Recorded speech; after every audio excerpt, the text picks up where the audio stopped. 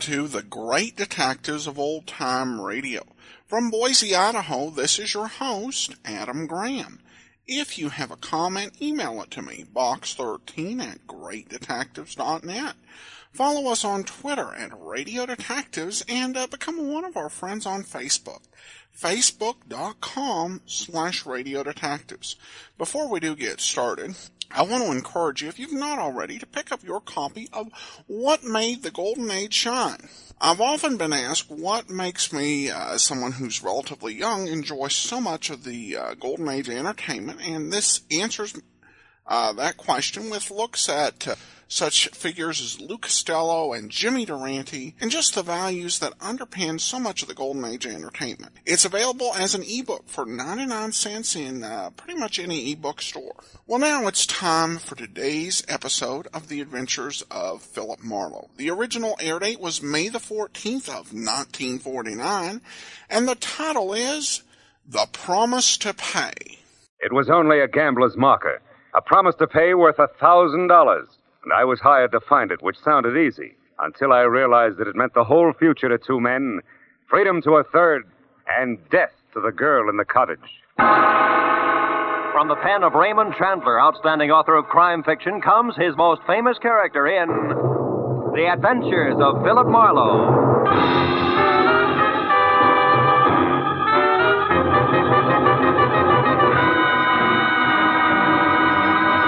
Now, with Gerald Moore, starred as Philip Marlowe, we bring you tonight's exciting story, The Promise to Pay.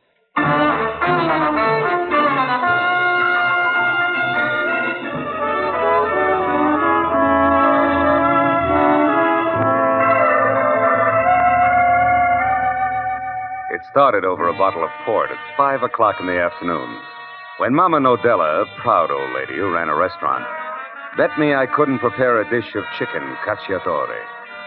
I never pass up a bet. So at 5:30, I picked up a can of chicken, and at 6, had gone to work on it. At 7:15, everything was ready for the pan, and my enthusiasm was at a high ebb, until the telephone rang. And what I thought was a check call from Mama Nodella turned out instead to be Garfield Randall. He was a used-to-be client, who at 32 was currently setting the L.A. business world on its ear. Say, Harlow, did you see the article about me in this morning's paper? Young Randall, probably next head of Continental Land and Trust? Yes, that's it. Chairman of the board, isn't it, Gar? Yes. Job I've been after for 2 years. So? Well, it's a job that'll go to somebody else at noon tomorrow, Phil. Unless you can get me out of a nasty mess I'm in. What's her name? Terry How did you know it was a woman, It's Phil? a trade secret. What do you want me to do? Well, come over here to my place, 91 Laurel Canyon, immediately. I'll explain then. You can make it, can't you, Phil? I mean, now, right away? Yeah, I guess so. Right away, Gar. But it hurts. Arrivederci, cacciatore.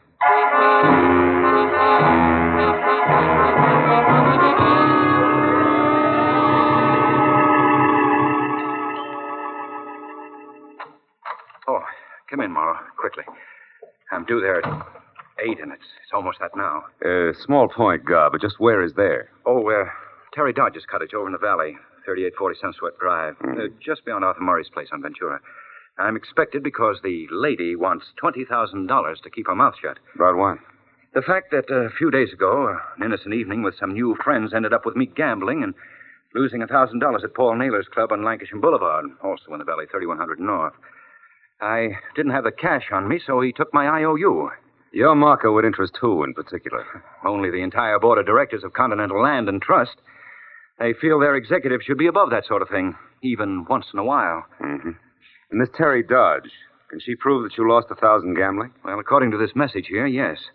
Came a few minutes before I called you, together with my picture, which she returned, frame and all. Here. No. God, dear, I gave Naylor the $1,000 and pick up your note as requested. But now I'm confused. Do I give it back to you or submit it to your board of directors tomorrow? Oh, by the way, the chinchilla we saw last week is on sale. I hear only $20,000 if bought right away. Probably cost more tomorrow. See what I mean? Yeah.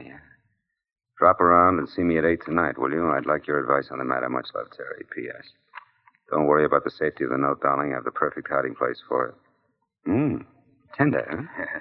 Tell me, Gar, how close were you and this vampire? Oh, we went together for about a year, but it was getting cold. Because you've been on the way up? Because she's been on the way down, Marlowe. Why'd you give her the money to deliver in the first place? Well, you see, Phil, I couldn't afford to go near a gambler like Paul Naylor once I'd been nominated for the chairmanship. Of course, I didn't suspect for a minute that Terry would do anything like this. So when I didn't hear from Terry by 6, I called Naylor. He told me that she had already delivered the money, but he also told me that she'd burned the note in front of him at his suggestion. Which might mean that Terry Dodge is just bluffing, you know. Yes, or that Paul Naylor is just lying. Your job, Phil, is to find out the truth as soon as possible. And if I do and the note does exist, what then, Gar? Then I pay. I have to. It's my whole future. Yeah. Call you in an hour, Gar, from the valley.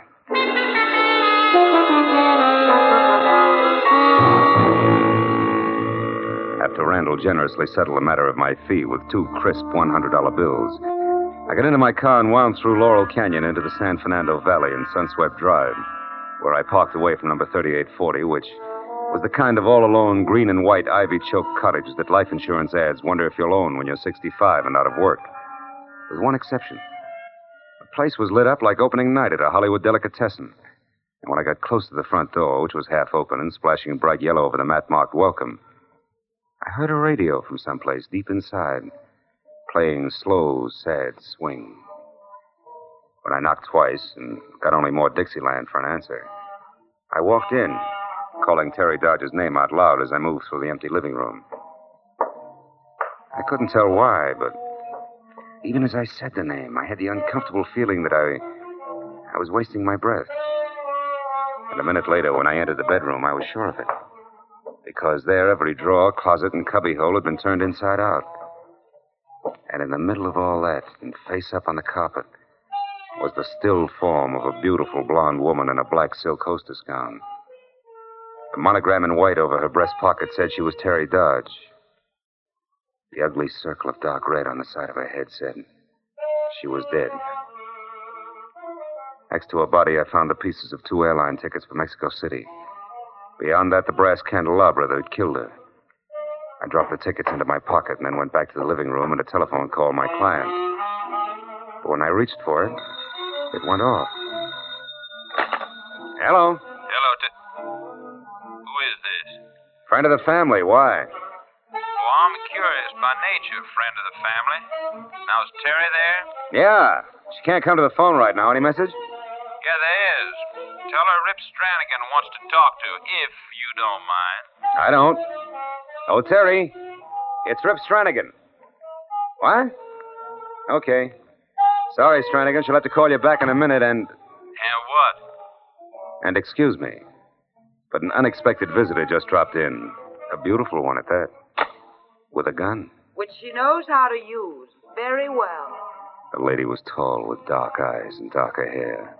It framed her face the color of warm honey, and she was wearing something white and plunging, which from the waist up had all the material in it of the average necktie. Who are you?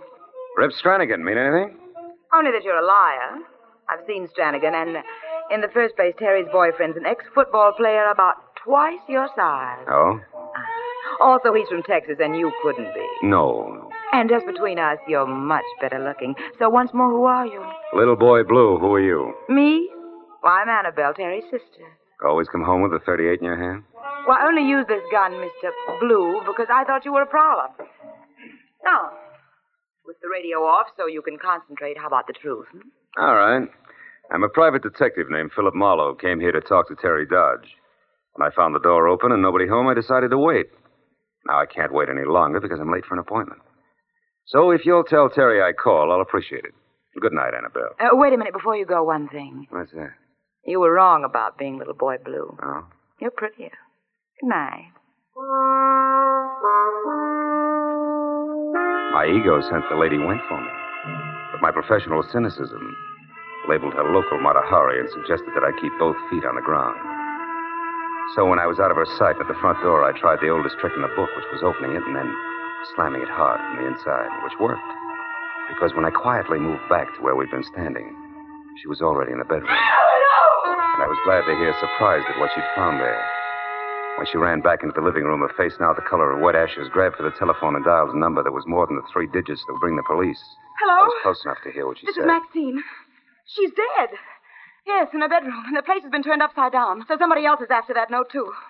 No, only a private detective named Marlowe. Well, he didn't act like it, said he was waiting for her. I'll tell you all about it later when I see... What? Keep looking. Listen, maybe you didn't understand me. Terry Dodge is dead. She's been murdered. Well, Maxine Rossi doesn't want to be standing around with jam on her face when the police arrive. It's hard on the reputation. Well, all right, one more look around, but believe me, it'll be a fast one. Goodbye. When she hung up and inched back toward the bedroom like it was a snake pit, I headed for the door and kept going until I was outside and over to where I'd left my car parked in the shadow of a huddle of dwarf palms. Then, as I was about to get in, what I thought was just another tree reached out with both hands, grabbed me by the lapels, and slammed me hard against the side of my own car. Before I could get back onto my feet, what had to be the ex-gridiron great from Texas had both my gun and my wallet out and was smiling with more teeth than I'd ever seen before. Well, the friend of the family is a private detective, I see. Yeah, and the athlete's a scholar. He reads. Shut up, Marlowe. Smart aleck talk won't get you out of this.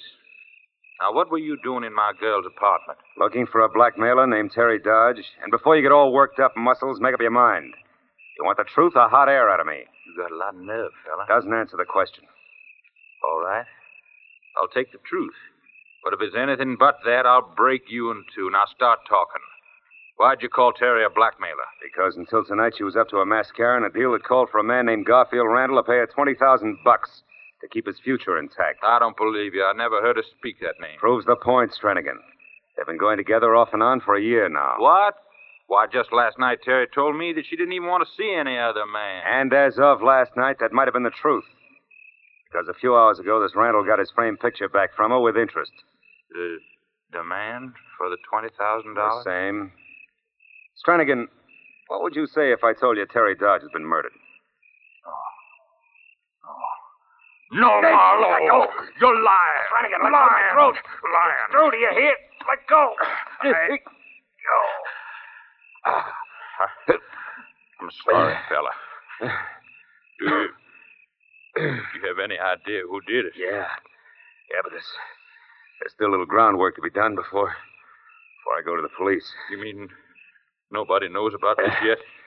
Outside of a girl named Maxine Rossi, someone she talked to on the telephone, and the murderer, no.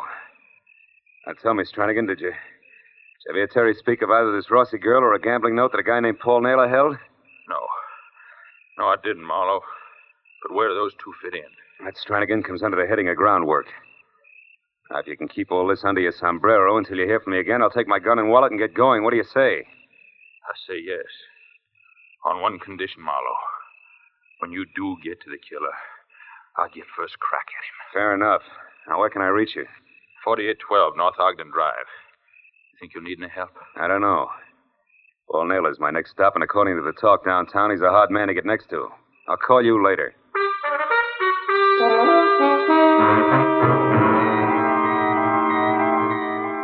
The club Paul Naylor ran out on North Lancashire didn't have a name, but the numbers 3100 were taped with luminous Scotch light. Easy to find. However, unless you knew the man behind the peephole, you were nowhere. So 20 minutes later, when I was out of my car and walking toward the steel-plated back door, I decided that getting in to see the head man of the house had to be approached like that was the last thing in the world I wanted to do. I stayed in the shadows of the building, moved a slow step at a time, until I saw a little oily man in a pink shirt, white knit tie, and fuzzy black fedora nearby notice me. Then I moved faster until I was at the steel door, and so was he, with a .45 in his hand. Lost something, mister? No. I was, what's the gun for? Trespassers. These are private grounds. Oh, I'm sorry. I didn't know that. I'll leave right away. I thought this was... Never mind what you thought. Now get over there, stand very still while I make a phone call the inside. Phone call? What for, cops? No, stupid. The gentleman who lives here, Mr. Paul Naylor. I think he'd like to talk to you while you can still talk.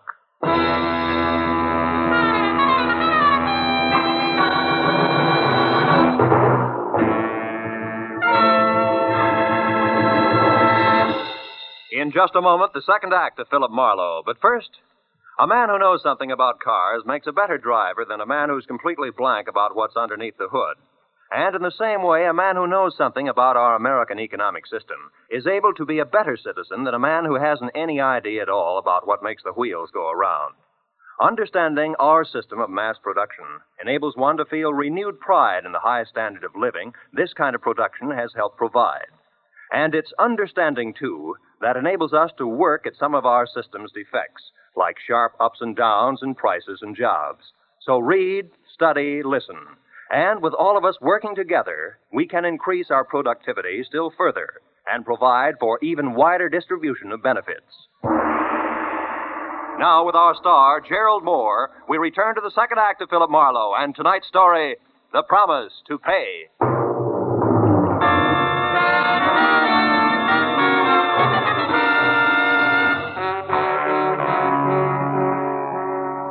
The oily little man in the pink silk shirt spoke briefly into the phone, then breathed garlic in my face while his free hand darted neatly inside my jacket.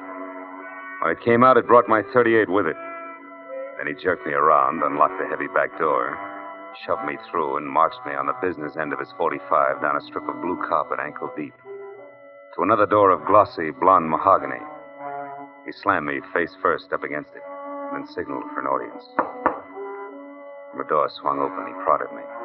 I stumbled into an office of jungle green drapes and pale beige furniture upholstered in leopard skin. The face that peered at me over 8 feet of desktop smiled, from the ears down. From the ears up, it had never known what smiling meant. We have a front door for our friends.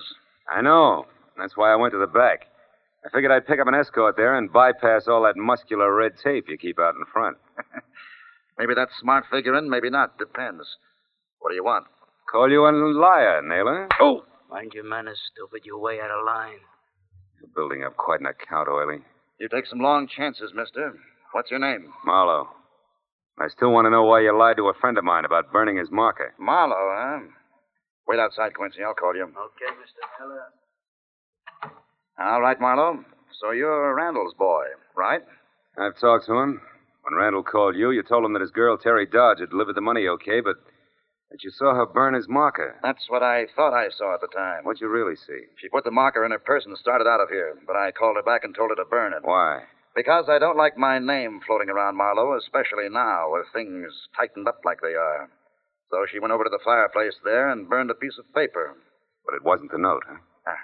Right boy. That call from Randall gave me ideas. I checked the pieces left in the fireplace, and they weren't even the same kind of paper as the marker. So somebody's shooting an angle, Marlowe, one with my name on it. I don't like that. I suppose you got the marker back all right. Not yet. However, I intend to. Mm-hmm. But on your first try, you got too rough too fast. And killed Terry before she'd talk. Is that it? You know, if I were you, I'd bite my tongue off before I'd say a thing like that. Even joking. Who's joking? Girl's been murdered your way. Smart people die every day. Lots of ways. Yes. Well, thanks for the information. Good night. Sit down. Wait a minute, Naylor. The interview's over. Not quite. What's Randall steamed up about? Blackmail, which puts you both in the same boat. If I get the marker to protect him, I have to protect you at the same time for no extra charge. Let's be sensible. Sensible? Okay. Quincy? Yeah, Mr. Naylor? Going out. Sit on Marlowe here. Real hard if necessary. Till I get back. Sure. It'll be a pleasure, won't it, Mr. Marlowe? Oily straightened his tie and sat down opposite me, humming to himself. Direct you. Then he unfolded a racing form, tilted his chair back, and apparently forgot about me. He was a perfect setup for a very old gag. Because the two back legs of his chair were perched on the far edge of a green hook rug that I could reach easily. His eyes okayed my request to light a smoke, and then dropped my matches. I bent down to get them. I grabbed the rug instead and yanked hard. Couldn't resist, could you, sucker? I'm faster than I look. Come on, I should have known. Well, 100%. Now I got an excuse to work you over. Wait a minute. Naylor will want to talk to me when he gets back, Stooge. You'll be able to talk, only maybe you won't think so good. Get back there in the corner. Go on, move. That's it. Now turn around and face the wall. He kept the .45 pointed at my middle even while he shifted it to his left hand. And he dipped his right into the side pocket and brought it out, clenched around an ugly set of brass knucks. There was a tight knot in the pit of my stomach as he started toward me. And Just made up my mind to try for his gun regardless when I heard it. When I turned and looked, Oily was sprawled face down on the floor and sprinkled with chunks of shattered crockery, and standing over him like a victorious gladiator was Maxine Rossi. Marlowe, I came as soon as I found out you were in here. He is so vicious, this Quincy. Not at the moment, baby, thanks to you. But I don't get it. There's no How did time you... for talk now. Come to the roulette table as soon as you can. Hurry, darling. I watched her slip through a side door. Then rolled Quincy over, got my gun back in its holster, and all of 7 seconds later went out through the same side door. It opened into a lush room, 50 by 50, checkerboarded with people bunched around evenly spaced gaming tables. I moved toward the click of a roulette wheel and found Maxine there throwing blue chips around, with a subtle recklessness that meant she had a fortune to squander or that she was a shill for Naylor. How's your luck, baby? Still holding? Uh-huh. It is so far. But it may change any instant now. Yeah, well, I guess it's my turn then. Come on, I'll pick up some chips. 10 black. Marlowe, we gotta get you out of here. You work for Naylor, don't you, Maxie? Yes, but not like I'd work for you, Marlowe. Oh? He sent you up to Terry Dodge's place tonight to find out what you wanted with that marker. And it was Naylor you called when you found Terry's body, huh? Yeah. I just left Marlowe not a minute ago. 50-00. Where was he headed? I don't know. But one of those scraps of paper that wasn't burned in the fireplace. There was a telephone number of a travel agency on it. He had that with him. A travel agency? Yeah. That might be the one shot I need. Listen, Maxie, Uh-oh. The boys have got me pegged. They're moving in. I was afraid of this. Wait till the lights go out, darling, and then run for it. The lights? Baby, I love you. What about you, Maxie? Don't worry. My father was a longshoreman in San Francisco. I'll know how to get it. She walked slowly as far as the back corridor, then started to run, and as the two gorillas angled toward the room toward me, I pretended to study the odds on the crap table while I edged for the door. They were almost up to me when the room went suddenly black. And a girl, Maxie. I ducked low and belted for the front entrance, all stops open. And a few seconds later, I was outside. I put 50 yards between me and the front porch before I so much as slowed down. When I did, I saw something else. Paul Naylor himself across the street just getting into his car. I pulled my gun out and ran for him. Hey, Naylor! Marlowe, how did you get... Say, what's going on? I want that phone number you got in your pocket. Phone number? I don't know what you're talking about. That's too bad because I don't have time to explain. It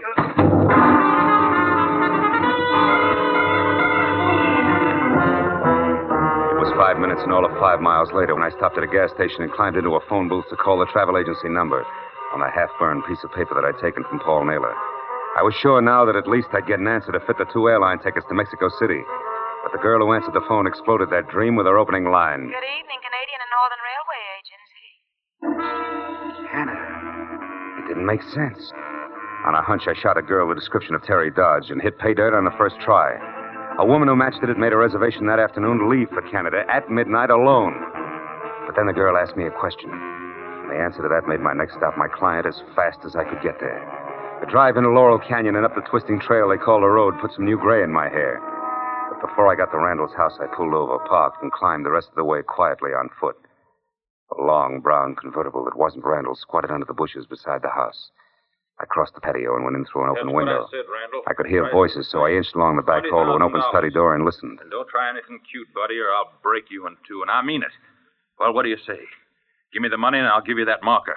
Well, How do I know you've got the marker? Where did you get it? I killed that double-crossing girlfriend of ours, sweet Miss Terry Dodge, to get it. That's where. What? You mean Terry's dead? Yeah. We were pulling this deal together and then going to Mexico. But she got greedy, was going to get the money and take off for Canada alone. So now I'm doing it alone. Get the dough, Randall. Time's short. Wait, I want to see the marker first. Well, sure. Hand me that picture there. That's right, pretty boy. The one Terry sent back to you today.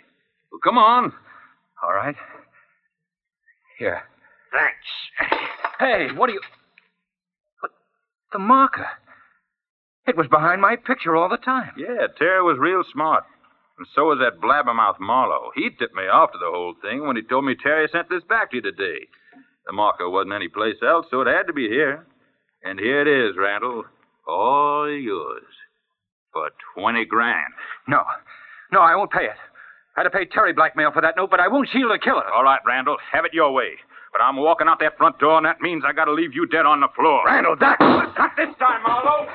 Oh, Marlowe, that was awfully close. Never mind that. Come on, let's get him. Oh, you missed him. Yeah, stay here. I'll get him. Oh, my car. I left it halfway down the hill. He'll be 10 miles away the way he's driving before I can get to it. Well, he's got to be good to drive those roads that fast. Yeah. Phil. He went over.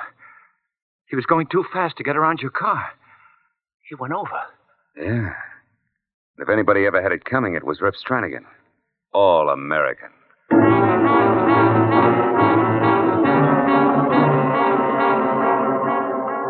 By the time we got down to the crash, the canyon was swarming with people. An ambulance and 2 prowl cars whined in, and 30 minutes later, the mess was all cleaned up.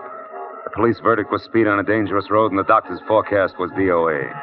So Randall and I went back to his place and spent another 30 minutes over some much-needed brandy while I told him everything that had happened. Great Scott. And it seemed like such a simple thing, Phil. Pay a gambling debt and get the marker. Yeah. It's hard to realize all this happened just because of that. Well, that plus the fact that you let a pair of nasty characters get you in a spot. Yeah.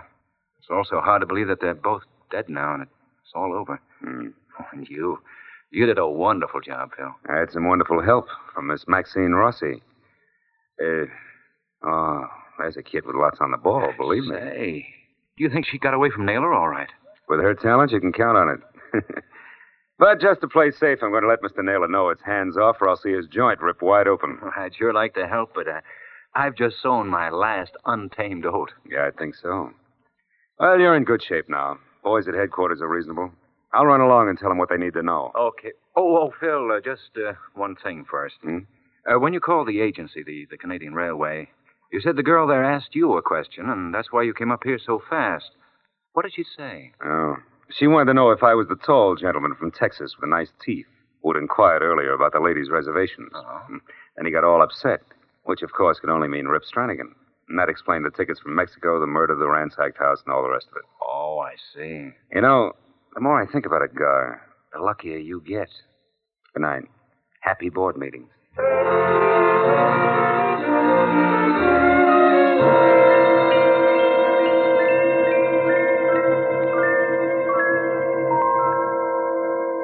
It was 2 o'clock in the morning. And the thought of my kitchen littered with dead chicken, raw rice, and the jumble of spices practically turned my stomach until I opened my apartment door. And then, one step at a time, I got it. The delicious odor of chicken, gacciatore, cooked to perfection. The sight of a gleaming table set in candlelight. The sound of a cork being pulled from a bottle of wine. And all done in a fine Italian hand. The hand of a longshoreman's daughter from San Francisco. And then, a startling idea hit me. You know, if Maxine Rossi could only... But she can. You know this is dangerous? Oh, brother.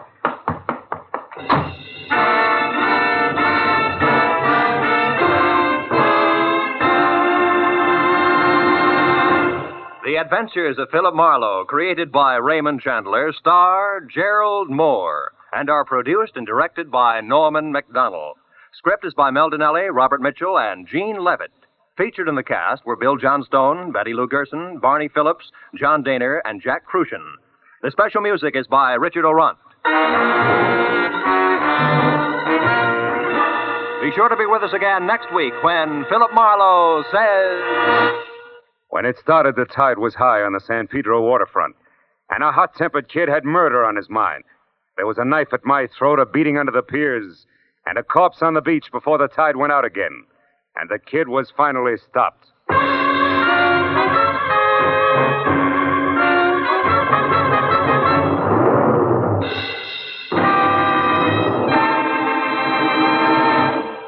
Just about an hour from now, most of these same CBS network stations will bring you the hour-long Sing It Again program, a CBS Saturday night favorite, and the show with radio's biggest jackpot.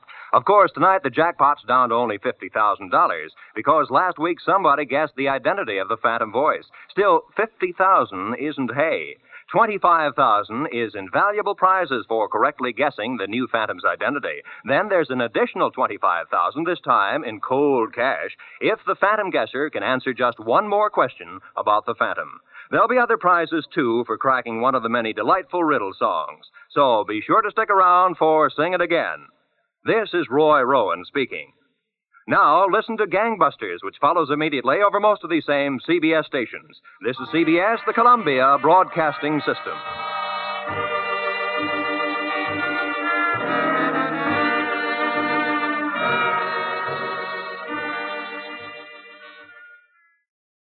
Welcome back. This was definitely a very solid setup. I like how they have Marlowe doing all these different activities.